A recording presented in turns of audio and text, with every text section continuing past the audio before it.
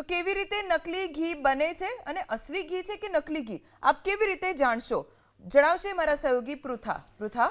જી ધ્વનિ, જે રીતે નકલી ઘી છે તો લોકો ભૂલવાઈ જતા હોય છે. કેવી રીતે નકલી ઘી બને છે, સૌપ્રથમ તેની વાત કરીએ તો નકલી ઘીમાં જે વેજીટેબલ ઘી હોય છે તે વેજીટેબલ ઘી ભેળવી દેવામાં આવે છે.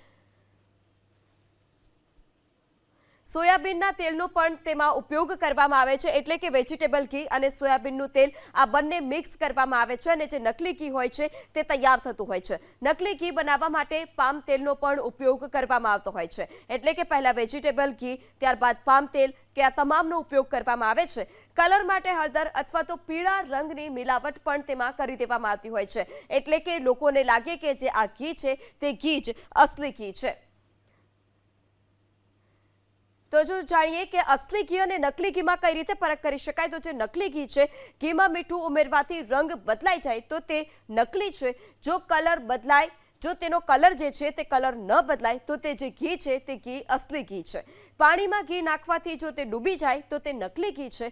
જો પાણીમાં ઘી તરતું રહે તો તે જે ઘી છે તે ઘી અસલી ઘી છે. આ રીતે પરખ કરી શકાય કે નકલી ઘી કયું અને અસલી ઘી કયું.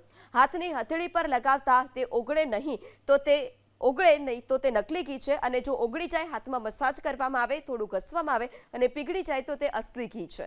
ઘીને ગરમ કરતા ઓગાળતા જો વાર લાગે તો તે નકલી ઘી છે, અને તુરંત જ ઓગળી જાય, તુરંત જ પીગળી જાય તો તે ઘી અસલી ઘી છે. આ રીતે પરખ કરી શકાય છે. ગરમ કરતા કલર પીળો જ રહે તો તે નકલી ઘી છે, અને જો ઘીનો કલર બ્રાઉન થવા લાગે તો તે અસલી ઘી છે. જી ધ્વનિ.